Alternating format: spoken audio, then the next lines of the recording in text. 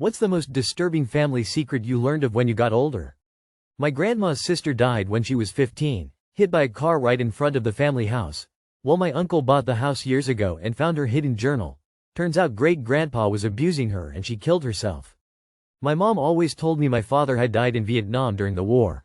Imagine my surprise when he showed up to my high school graduation because he'd seen my name in the local paper.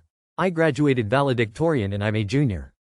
Turns out my mom had kidnapped me when I was a baby to keep my father from trying to get custody when they split up. He lived about an hour away from me the whole time I was growing up and neither of us knew it. My father's father molested both of his female children and it only came out when he tried to molest his first female grandchild. Turns out the apple didn't fall far from the tree either, as I found out a few months ago one of my father's brothers tried to molest my older sister. My uncle impregnated his 12-year-old stepdaughter. He is serving a life sentence. Hell of a lot lighter than 99% of this thread, but I didn't find out until like 15 years after the fact that when my uncle divorced his wife and got with another woman was because they were swingers and the husbands decided to just swap wives. Now they're hardcore Bible thumpers. My sister's boyfriend was arrested and charged with first-degree rape of his elementary school-aged daughter. He raped her repeatedly under threat of her life. My sister gave a "stand by your man" speech, bonded him out of jail, and harbored him in her house until the family intervened, forced the termination of her lease and removed her furniture, evicting them both. They broke up and I don't speak to either one of them, so I don't know what happened at his trial, if it has even happened yet. One of my mom's sisters died of SIDS in the 50s. Years later it came out that my grandfather got tired of hearing her cry and frustratingly shook the shit out of her. She actually died of shaken baby syndrome. I don't know how authorities didn't know. Apparently my dad tried to strangle his ex-wife and the only reason she survived is because she cut his arm with a kitchen knife. My mom and I got to find out that little fun fact together, because his ex called her to warn her that he was crazy when she found out he'd remarried. Slightly smiling face, so there's that. Grandma had a younger sister who she was told had died in infancy but was actually sent away to other family members because she was severely mentally disabled and the family was embarrassed to have an abnormal child around.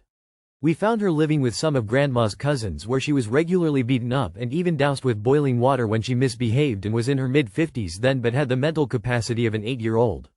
She eventually got out and ended up in a special needs nursing home where she was fortunately treated better, but the damage was apparent and she'd scream and throw a fit whenever the caregivers filled up a hot bath or made coffee or had anything to do with hot water. Great-grandparents living in Europe lost all their kids in the Spanish flu epidemic, immigrated to the US and just popped out 5 more kids.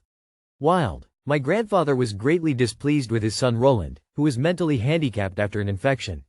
So one day he gathered his 8 children in the yard, took out his hunting rifle and staged a mock execution of Roland to teach him to be right. My mom was maybe 10 years old when this happened. My great-uncle murdered a girl and hung her with barbed wire from a tree. My aunt was the wife of a preacher. He died in a car crash and then she came out as a lesbian. My great-aunt was a nurse at a mental hospital and fell in love with a guy being evaluated to stand trial for murder. She helped him escape and they ran off to Florida. But the police tracked them down and her lover was sentenced to the electric chair. She got off easy, though. Before all of that craziness, her younger sister had come to live with her and then killed herself. My aunt worked in a distant city and promised her father that she would get her sister a job at the hospital and look after her. But the sister got pregnant by a married man who dumped her, so she jumped off a bridge.